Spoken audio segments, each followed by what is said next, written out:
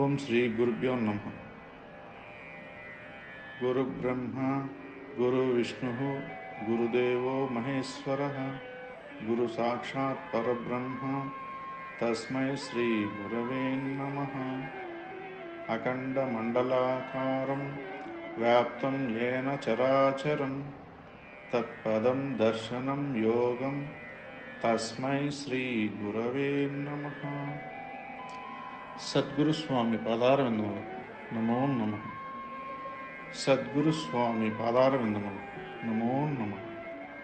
సద్గురు స్వామి పాదారవిందములు నమో నమ. అందువల్ల ఇప్పుడు ఏం చేస్తా ఉన్నాడు, ధ్యానం వల్ల మార్పు వచ్చిందని అంటే ఆ భ్రమలో ఉన్నాడు.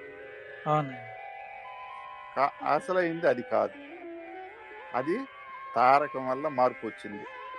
అంటే మనం ఈ విధంగా పట్టు విడుపులతో స్మరిస్తాను, తలుచుకుంటున్నాం కాబట్టి వచ్చింది. ఎప్పుడైతే ధ్యానము చేసేటువంటి వాడు సూక్ష్మంలోకి ప్రవేశించిన తర్వాత అప్పుడు అంటే ఇప్పుడు మిమ్మల్ని కలిస్తే నాకు విషయం తెలిసింది, నాలో మార్పు వచ్చింది, అప్పుడు చెప్పగలుగుతాడు. ఎందుకంటే లోపలికి ప్రవేశించినాడు. అప్పుడు మిమ్మల్ని కలిసినాను, మిమ్మల్ని కలిస్తే మీరు నాలో ఉన్నటువంటి దోషాలని తొలగింపజేసినారు. అప్పుడు ధ్యానం చేసిన వాడు నేను ఫలానా వెంకటనారాయణ వల్ల నాకు ఇది శుభ్రం శుద్ధి జరిగింది అని క్లియర్ గా చెప్పగలుగుతాడు. ఎందుకంటే తాను కలిసినాడు, తెలుసుకున్నాడు, ఆ అనుభవం ఉంది, తనలో మార్పు వచ్చింది. అప్పుడు క్లియర్ గా నేను టోటల్ గా ఈ ధ్యానం అనే వృత్తి సాధన ఈ పని చేస్తే నేను ఫలానా వెంకటస్వామిని కలిస్తే నాకు ఇది శుద్ధి పడింది కాబట్టి నాలో ముందు జీవభావం పోయి ఇప్పుడు ఆత్మభావన కలిగింది, నాలో ఉన్నటువంటి అసత్యం తొలగిపోయి సత్యాన్ని పట్టుకోగలిగినాను అనేది క్లియర్ గా అప్పుడు తెలుస్తుంది. ఇప్పుడు తాను ఊహించుకుంటున్నాడు. అంటే మొత్తంగా ఇప్పుడు పట్టు విడుపులతో ఉండేదాని వల్ల పూర్తిగా సూక్ష్మంలోకి ప్రవేశించలేదు కాబట్టి తాను కూర్చొని కూడా తాను ఊహల్లో భ్రమల్లో ఉన్నాడు. కానీ తాను ఊహించుకుంటున్నాడు, నాలో ఇది కనపడతా ఉంది, అది కనపడతా, తాను ఊహించుకుంటున్నాడు, నిజంగా పోలేదు. ఇప్పుడు మనము రాత్రిపూట స్వప్నాలు వస్తే మనం నిజంగా దానికి పోలా, ఊహించుకుంటున్నాం. ఆడ ఆ ఊహలతో మనము ఆ స్థలాలతో ఆ మనుషులతో ముందు కాలము ఇప్పుడు కాలం అంతా కలిసి ఎట్లయితే స్వప్న దర్శనంగా ఆడ కనపడతా ఉందో అప్పుడు అక్కడ కనపడింది నిజము అన్నట్టుగా ఉంటుంది. ఇప్పుడు ఆ మాదిరి మనము ధ్యానంలో కూర్చున్నప్పుడు ఇప్పుడు ఎంతో మంది మనకు పలు రకాలుగా పుస్తకాల్లోనూ పలు రకాలుగా సమాజంలో చెప్పే వాళ్ళతోనూ తాను ఇది కనపడుతుంది, అది కనపడుతుంది అంటే ఓహో ఇది కనపడుతుంది, ఇది కనపడింది అంటే కనపడాలని ప్రయత్నం చేస్తా ఉంటాడు. అంటే ఏదో ఒకటి కనపడాలి తనకి, అంటే నమ్మకం కలగడానికి ఊహించుకుంటున్నాడు.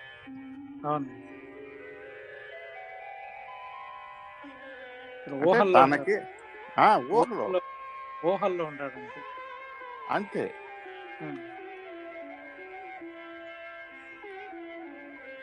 ఇప్పుడు ఊహల్లోనే ఉండేది. ఇప్పుడు మనం ఆ రకం ఇప్పుడు తిరుపతి నుంచి హైదరాబాద్కి పోవాలా అని ఇక్కడ కూర్చొని నేను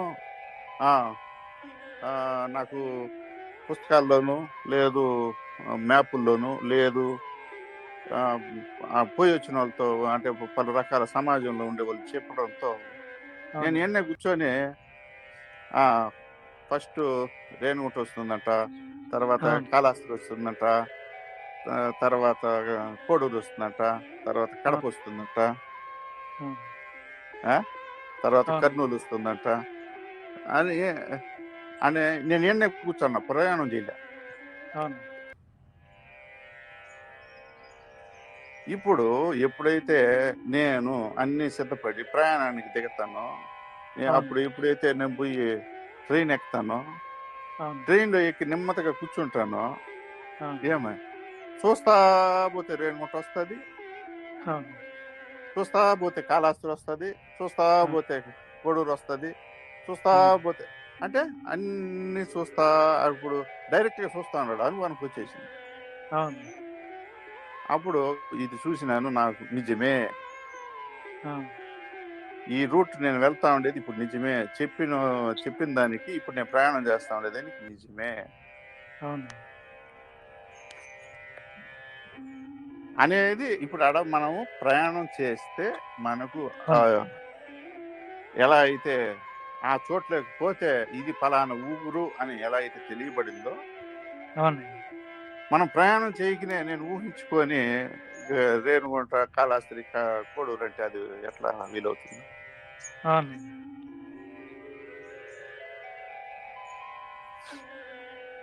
ఆ విధంగా మన ధ్యాన ప్రయాణాలు అంటే మనము ఎలా మొదలు పెట్టాలా, ఎలా అంటే నిరంతరము ఆ అవునండి. పనికే దిగినప్పుడే ఇది బోధపడుతుంది నాయన. అవును. ప్రధానంగా అవునండి. ఇప్పుడు జీవితము ఒక పని అని ఎంత కష్టపడుతున్నాను ఆయన, అవునవును. మానవ జన్మలోకి వచ్చి అవును. ఆ అంటే ఆ బిడ్డని ఎలా చూస్తా ఉండారు, ఎలా అవును. ఎంత సంరక్షిస్తే ఆ బిడ్డ అవును. ఎదుగుతా ఉన్నాడు. అవును. పాలు ఇవ్వడం దగ్గర నుంచి స్నాన అవును. పానీయాలు, ఎందుకంటే టోటల్ ఇంకొక ఆధీనంలో ఉన్నాడు, తన స్వయ ప్రయత్నం ఏమీ లేదు ఇక్కడ. అవును. ఒక బిడ్డగా ఉండేటప్పుడు అవును. ఇంకొకరి చేతిలో వాళ్ళు పాలిస్తే తాగాల, ఓరు స్నానం చేపిస్తే స్నానం చేయాల, అవును.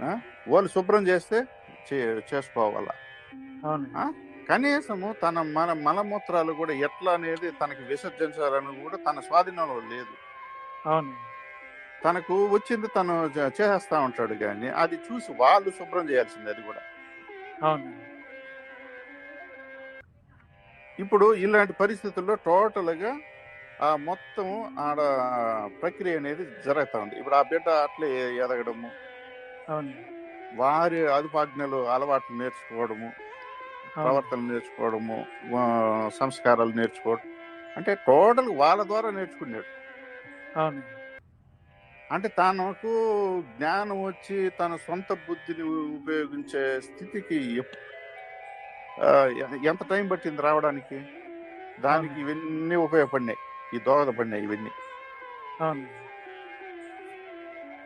అంటే మనము ఒక తల్లిదండ్రిగా ఎంత ఇదిగా ఆ బిడ్డను చూసుకుంటే, ఇప్పుడు 15 సంవత్సరాలు అంటే తనకు బుద్ధి తెలిసేంత కాలము అవునండి. ఎలా ఉమ్, ఉమ్, ఎదగలిగినాడు. అవునండి. ఆ తర్వాత తన బుద్ధికి వస్తే తను మళ్ళీ వీటి యొక్క బేసిక్ ఫౌండేషన్ అంతా ఉంది కాబట్టి ఆ యొక్క అవును. ఆధారంతో తను ముందుకు పోగలిగినాడు. అవునండి. ఈ ఆధారం సరిగ్గా లేకపోతే తను ఎలా ముందుకు పోతాడు? అవును. వాళ్ళు పాలు ఇవ్వలేదు, అవును. వాళ్ళు సరిగ్గా స్నానం చేయలేదు, అవును. సరిగ్గా ఆ, ఇవన్నీ మలమూత్ర విసర్జనలు సరిగ్గా శుభ్రం చేయలేదు, అవునండి. ఏ ఒక్క నడవడికలు నేర్పించలేదు, ఏ ఒక్క ప్రవర్తనలు మాటలు నేర్పించలేదు, ఇలా అవునండి. మాట్లాడాలా అలా మాట్లాడాలని. ఆ, అవునండి. ఏ ఒక్కటి నేర్పించకుండా ఉంటే అప్పుడు అవును. ఆ ఆ యొక్క సంస్కారాలు తనతో ఎలా కనపడతాయి? ఇప్పుడు బుద్ధి వచ్చినా కూడా అవును. అవునండి. ఆ, మనిషిగా ఉండి ఉంటాడా అప్పుడు? ఉంటానండి. అంటే ఇంత ఇదిగా తయారై ఉంటాడు ఇప్పుడు ఆ తల్లిదండ్రి కానీ లేకపోయింటే. అవును.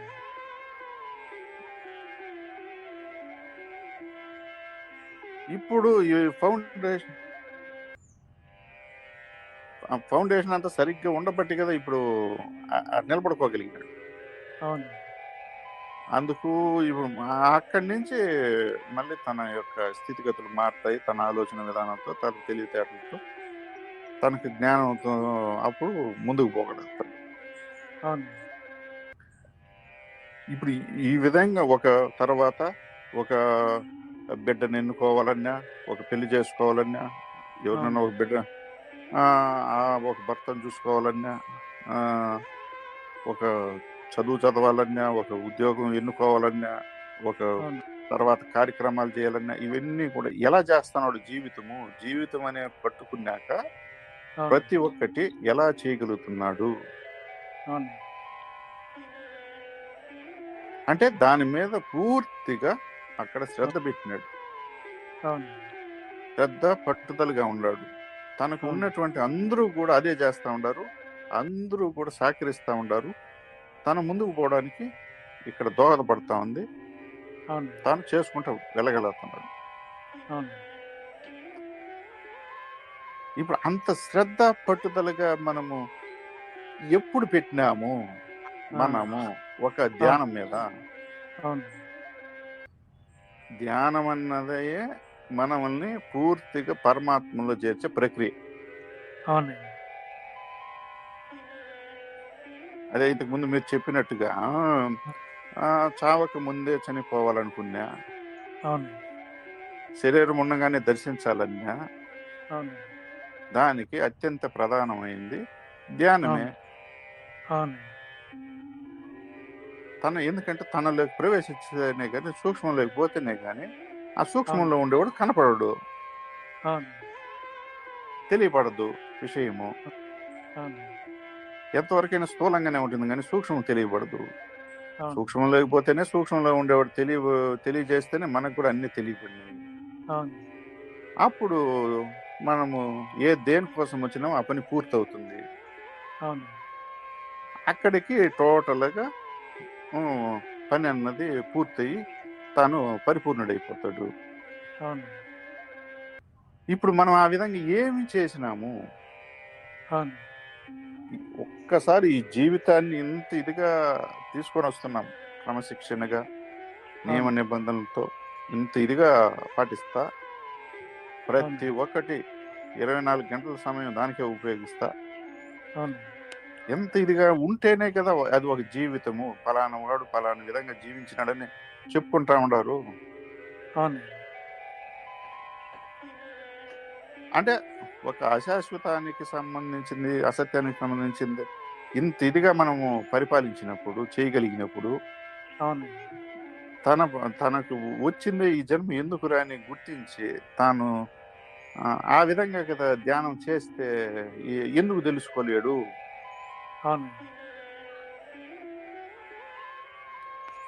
తన పని కాడికి వస్తే ఊహల్లో ఉన్నాడు, భ్రమల్లో ఉన్నాడు.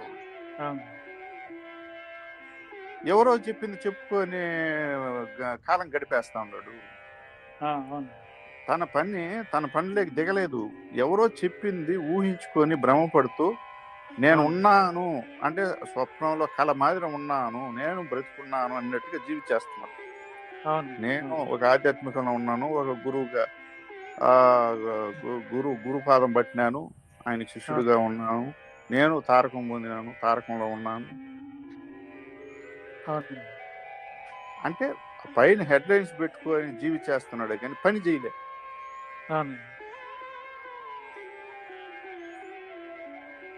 అదే ఇందాక ఇక్కడ ధ్యానం మనం చేస్తాము, నాకు ధ్యానం చేసిన దాని వల్లనే నాకు ఎంత కలుగుతుంది. ఆ ధ్యానం మనం చేసిన మనలో ఎవరు ఉండారు, తారకం అనేది మనలో ఉంది, ఆ తారకం ఇచ్చింది ఎవరు? ఆ పరమాత్ముడైన గురుదేవుడు ఇచ్చినాడు కదా అనేది కూడా గుర్తించడం లేకుండా మనం ఏదో మనం ధ్యానం చేసేసిన దానివల్ల మనకు ఎన్ని కలుగుతుంటాయి అనేది కూడా ఆ భ్రమల్లో ఊహల్లో ఉంటాడు కదా. అవును, గురువుని కూడా మనం గుర్తించడం లేదు, మనలో ఉన్న తారకాన్ని మనం గుర్తించడం లేదు. ఆ విధంగానే భ్రమల్లో ఊహల్లో తేలియాడుతున్నాం అంతే కదా. ధ్యానం చేసిన దానివల్లే నాకు అంత కలిగిపోతుంది అనే లెక్కలో ఉండదు. అవును కదా నాయన.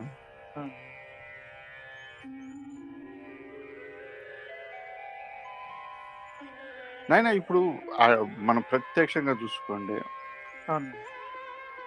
ఇప్పుడు ఈనాడు ఏం జరుగుతా ఉంది? తల్లి తండ్రి మాట, తల్లి తండ్రి గురువు దైవం అన్నాము.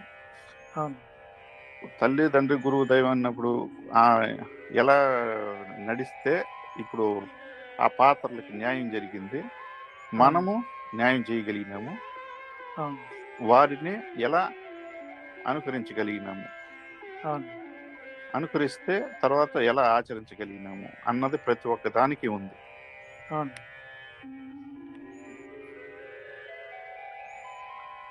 ఇప్పుడు వారి యొక్క దీంతోనే మనం ఈనాడు పూర్తిగా దైవాన్ని చేరుకునే దశకి ఈ 4 దశలు ఉన్నాయి. అవును మనము ఎక్కడ ఎవరిని ఎలా పట్టుకోవడం అనేది ఇక్కడ ప్రధానంగా ఉంటుంది. మళ్ళీ అవును ఎవరి మాటకి ఎలా నడుచుకుంటున్నాము. అవును ఇప్పుడు అందుకే కదా ఇప్పుడు ఆ ఎక్కువగా మనము సమయం ఎవరితో కేటాయించినాము, ఆ తల్లి తండ్రి, తల్లి ఆ తండ్రి బంధాలు, ఆ తల్లి అవును తండ్రి, ఆ తల్లిదండ్రి కూడా గుండా వచ్చినటువంటి బంధువులు, ఆ అవును బంధత్వాలు, అవును ఆ ఆ స్నేహాలు, సమాజంలో ఉండే ఈ ఒక్క దీనిలోనే మొత్తం పట్టుకునేసి ఉన్నాడు. అవును అంటే ఇదే శాశ్వతము, ఇదే ఇదని టోటల్ గా అక్కడికే నిలిచిపోయినాడు. అవును ఇప్పుడు ఇప్పుడు కూడా అట్లే కంటిన్యూ అయిపోయినాడు కాబట్టి అవును ఇప్పుడు ఆ వాళ్ళలో నుంచి వచ్చినోడే కాబట్టి గురువు అన్నవాడు తనతో తాత్కాలికమైనటువంటి అనుబంధం కాబట్టి, అవునండి తాత్కాలికమైనటువంటి పరిచయాలు కాబట్టి, అవునండి తాత్కాలికమైనటువంటి ఆ, ఆ, ఆ స్పర్శలు అవన్నీ ఉంటాయి కాబట్టి అవునండి అన్నీ తాత్కాలికంగా ఉన్నాయి. అవునండి అంటే ఆ బంధము ఎందుకు దృఢపడలేదు అంటే అక్కడ ఉన్నట్టు ఇక్కడ లేడు కాబట్టి. అవునండి ఇప్పుడు తాను బంధింపబడి ఉండేది ఒక తారకంతో బంధింపబడి ఉన్నాడే కానీ అవును ఇటువంటి బంధంతో ముడిపడలేదు. అవునండి తారకముతో అది కట్టి ముడేసిందే కానీ ఆ వల్ల ఆ స్మరణ జరుగుతా ఉంది, ఆ తలుచుకోవడం జరుగుతా ఉంది. అది అవును అది నడిపేదాని వల్ల తాను మరవలేకుండా ఉన్నాడు. అవును ఆదింత పట్టుకున్నాడే కానీ అవును ఇప్పుడు ఆ తల్లిదండ్రిని మిగతా బంధాలను పట్టుకున్నట్టుగా పట్టుకోలేకపోతున్నాడు. ఎందుకంటే అది శారీరక సంబంధం, అవునండి ఇది మానసిక సంబంధం. అవును ఆ శారీరక బంధము రక్త బంధం అని అది ఏమి చెప్పినా వింటాము. అవునండి ఆ బంధము నిరంతరం వాళ్ళతో ముడిపడింది కాబట్టి, శారీరక సంబంధం కాబట్టి అవునండి వాళ్ళు ఏమి చెప్పినా వినాల్సి వస్తుంది. అవునండి అక్కడ ఏ బంధం తీసుకోండి అట్లే ముడిపడి ఉండాలి. శారీరక అవును బంధం, అవునండి శారీరక సంబంధం, శారీరకంగా ఆడన్నీ ఒకటి ఉన్నాయి. అవునండి అందుకే ఆ, ఆ, తల్లి మాట వినగలుగుతాము, తండ్రి మాట వినగలుగుతాము, భార్య మాట అవును వినగలుగుతాము, భర్త మాట వినగలుగుతాం, పిల్లల మాట వినగలుగుతాం, పిల్లలు వాళ్ళ మాట వినగలుగుతారు. ఆ బంధాలతో ముడిపోయినటువంటి అన్నదమ్ములు కానీ, అక్క చెల్లెళ్ళు కానీ, మిగతా తోబుట్టు ఎవరైనా తీసుకోండి, దాని వరకు ఉండే వాళ్ళతో మాత్రం బాగా ముడిపడతాం, ఏ మాటైనా వింటాం. అవును ఎందుకు అక్కడ పూర్తిగా ఒక శారీరక సంబంధము, మానసిక సంబంధం రెండు కలిసి ఉండాలి. అవును ఇప్పుడు ఇక్కడ టోటల్ గా శుశ్రూషలు అనేటివి లేవు, అవును మనం జరపలేదు. అంటే అవును శారీరకంగా శుశ్రూషలు జరిగితేనే గురువు గారితో కూడా మనకు బలపడుతుంది. అవునండి మనకు అప్పుడు ఇటు మానసికంగాను శారీరకంగాను ఇక్కడ బలపడతాడు. అవునండి ఇక్కడ శుశ్రూషలు ఎప్పుడైతే జరగలేదో అవునండి ఇక్కడ మానసికమే కాబట్టి అవును శారీరకంగా తాను దగ్గర కాలేడు, పూర్తిగా అర్పించలేడు తను ధనం మనసుని, అవునండి అన్ని దూరంగానే ఉంటాయి.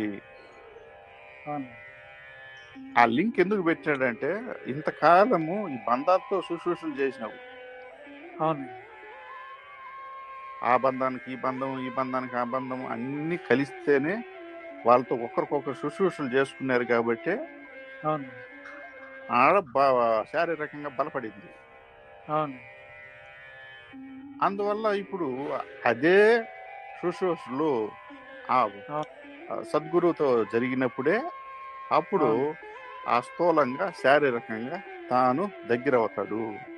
అవును. అప్పుడు వినగలుగుతాడు గురువు మాట. గురువుని అప్పుడు నమ్మగలుగుతాడు. అవును. ఇప్పుడు అక్కడ పరిచయం లేనటువంటి భార్యని, పరిచయం లేనటువంటి భర్తని, ఎక్కడో అవును. పుట్టి పెరిగినటువంటి బంధాలు ఒకటే అయితే వాళ్ళిద్దరిని ఒకటి చేస్తే అవును. అక్కడ తను తన మనసు అర్పించి శుశ్రూషలన్నీ చేసుకుంటే కదా క్రమేణా అవును. బలపడి ఒక్కరి మాట ఒకరు కాదని లేకపోతుండేది. ఆ బంధాలన్నీ ఎక్కువ బలపడిపోతాయి. బలపడి అవును. వారు అవును. చెప్పిన మాటని ఆచరిస్తాము. అవును. అవును. ఎందుకు ఆ రకంగా బలపడినాయి కాబట్టి. అవును. ఇప్పుడు ఆ రకంగా ఆ గురుదేవులతో మనం బలపడాల. ఆ! అవును. ఇప్పుడు అక్కడ కూడా అంతే. ఆ బంధము అవన్నీ జరగనప్పుడు, అర్పించనప్పుడు, శుశ్రూషలు చేయనప్పుడు ఒకరికొకరు అవును. అనుమానాలు, సందేహాలతోనే ఉంటుంది అక్కడ ఏ బంధమైనా. అవునవును. ఇక్కడ భార్య సరిగా భర్తను నమ్మదు, భర్తను సరిగ్గా భార్యను నమ్మదు. అవును. ఆ బంధాలు అట్లే ఉంటాయి. అవును. బిడ్డలు తల్లిదండ్రులు మాటలు వినలేరు, తల్లిదండ్రులు బిడ్డల పట్ల ఉండలేరు. అవును. ఏ బంధం తీసుకున్నా ఈ యొక్క ప్రక్రియలు మానసికంగాను శారీరకంగాను రెండు ఈక్వల్ గా ఇదైతేనే బలపడింది ఆ బంధం. అవునండి. ఎప్పుడైతే ఇక్కడ శుశ్రూషలు అనేది ఎప్పుడైతే జరగలేదో అవునండి. ఇది మానసిక సంబంధమే కాబట్టి అవును. ఆ మనసులో ఇప్పుడు అది అతి తక్కువ పరిచయం కాబట్టి అవును. తక్కువ యొక్క నిండుగా తన యొక్క జీవభావాలు ఉన్నాయి కాబట్టి ఇది అవును. నిలుపుకోలేడు. ఆ! అవును. ఆ మనసులో కూడా మానసికంగా ఇది ఉన్నా కూడా తారకం ఉన్నా కూడా అవును. ఎందుకు పట్టుకోలేకపోతున్నాడు అంటే ఆ మనసులో మిగతా అన్ని ఉన్నాయి. అవును. జీవ సంబంధమైనటువన్నీ ఉన్నాయి. మిగతా బంధాలకు సంబంధించినటువన్నీ ఉన్నాయి. తాను అవును. తెచ్చుకునే అనేక జన్మలది ఉంది. అవును. ఆ చిత్తంలో అన్నీ ఉన్నాయి కాబట్టి ఆడ మనసులో ఇది ఉన్నా కూడా పట్టుకోలేకపోతున్నాడు. అవునండి. అందుకు అక్కడ శ్వాసతో తారకముతో ఆ మనసును జతపరచలేకపోతున్నాడు. అవునండి. ఆ మనసు ఎప్పుడు వాటి గురించే కొట్లాడుతా ఉంది. అందువల్ల అట్లా ఆ మానసికంలో కూడా తాను కొంతవరకే ఆ పట్టు విడుపులతోనే ఉన్నాడు. పూర్తిగా అవును. పట్టుకోలేదు. అవును. అందుకు ఇక్కడ ఆ తల్లిదండ్రిని, మిగతా బంధాలని, భార్యని, భర్తని, పిల్లల్ని నమ్మినట్టుగా వాళ్ళ మాటను పట్టుకున్నట్టుగా ఇక్కడ గురువు మాటను పట్టుకోలేరు. అవునండి. అవును. అంత నమ్మకము, విశ్వాసం వాళ్ళ మీద కలగలేదు. ఎందుకు అవును. కలగలేదంటే ఇవన్నీ మనం దూరంగా ఉన్నాము. అవును. ఇటు శారీరకంగాను శుశ్రూషలు లేదు, అవును. మానసికంగాను అంత దృఢపడలేదు, అవును. ఆ సాధన లేదు. అక్కడ నిండుగా ఉన్నాయి. అవునండి. ఇప్పుడు ఒక గురుదేవులు మనకు ఒక మాట చెప్పి మనం ఒక పని చేయాలంటే ఆయన అవును. నమ్మకం కలిగేదానికి 4 ఉదాహరణలు చెప్పాలా, 1 గంట సేపు చెప్పి ఆ పలు రకాలుగా తనకి నమ్మకం కలిగేదాకా చెప్పితే అప్పుడు నమ్మకం కుదిరితే ఆ పని చేయగలుగుతున్నాడు. అవునండి. అక్కడ అంత అవసరం లేదు. ఇది చెయ్యి అంటే చేసేస్తాడు వెంటనే. అవును. అవును. అంటే వీళ్ళిద్దరు బంధం చూడండి ఇక్కడ. మనకి ఆ అవును. సద్గురుదేవులకి మనకు ఉన్నటువంటి బంధము. అంటే అవును. ఆ నమ్మకం కలిగించడానికి ఎన్నో చెప్పాల. ఆ! అవునండి. అక్కడ నమ్మకం కలిగించడానికి చిన్న అబద్ధమైన సరిపోతా ఉంది. అవును. ఓ మాట చెప్తే చాలు. ఒక మాట చెప్తే సరిపోతా ఉంది. అవును. అది అబద్ధం చెప్పినా సరిపోతా ఉంది. అవును. నువ్వు ఈ విధంగా వెళ్ళి చెయ్యి అంటే చేసేస్తాను, ఇది వద్దంటే వద్దు అంతే. ఆ, కాబట్టి ఇక్కడ మనకి ఇవన్నీ కలిగితే కదా నాయన మనకు ఆ, అప్పుడు కదా ధ్యానంలో సూక్ష్మంగా ప్రయాణం చేయగలుగుతాడు. ఎందుకంటే ఆ ఇచ్చినటువంటి వాడిపైనే మనకు నమ్మకం లేదు. అవునండి. అప్పుడు ఆ ప్రయాణం ఎలా జరుగుతుంది? అవునండి. ఇప్పుడు టికెట్ ఇచ్చినోడి పైన నమ్మకం లేనప్పుడు ఇది ట్రైన్ పోతుందా పోదా, పోతుందా పోదా అని నమ్మకం అవును, అట్లా అయిపోయింది. సందేహాలతో కూర్చుంటే ఇది ఆడ పడిపోతుందేమో, ఉంటుందేమో, ఇంత దూరం తీసుకొని పోతాడా పోడా, అవును, ఈ ఈ 2 పటాల పైన ఇంత భర్తీ బండి పోతుందా పోదా, ఆ, ఆ, ఏడన్నా తొలిగిపోతే అప్పుడు మన పరిస్థితి ఏమి? అట్లా ఆలోచన చేస్తాం.